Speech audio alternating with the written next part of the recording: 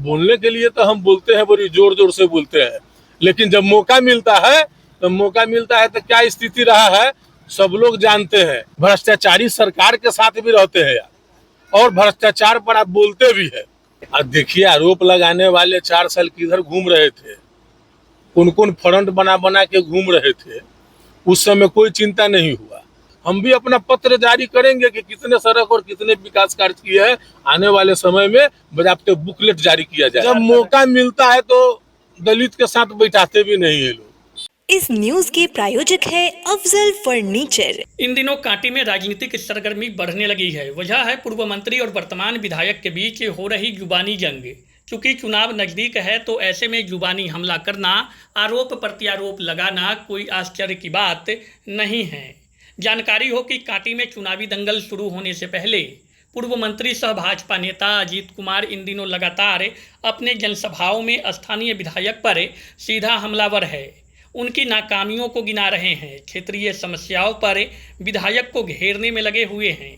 विधायक पर क्षेत्र की उपेक्षा करने का सीधा आरोप उनके द्वारा लगाया गया है। उनके द्वारा लगातार विधायक पर सवाल उठाया जा रहा है।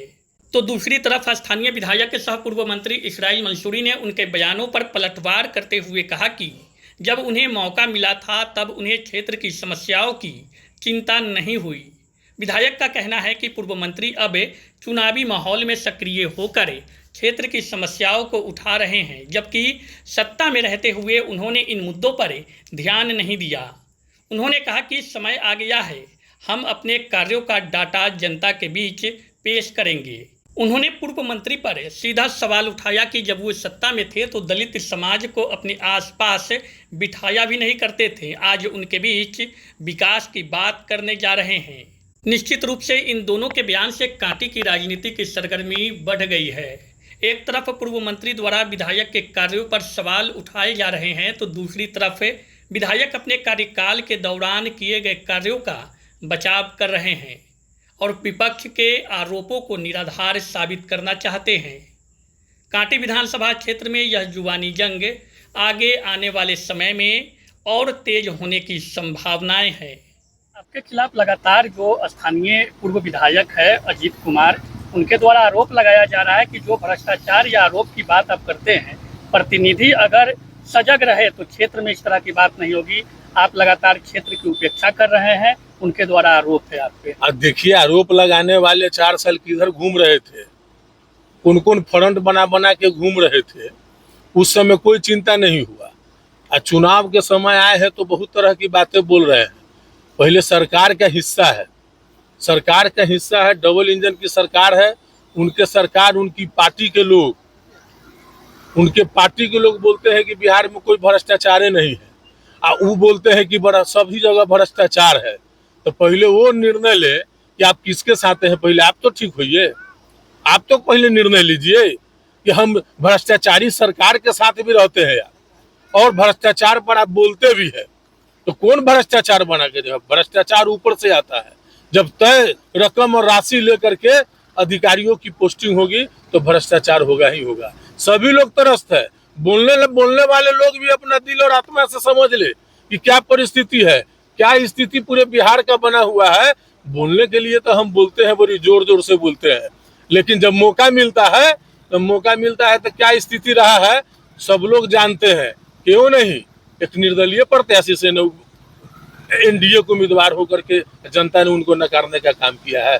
10 साल में उनको लोगों ने मौका देने का काम किया है।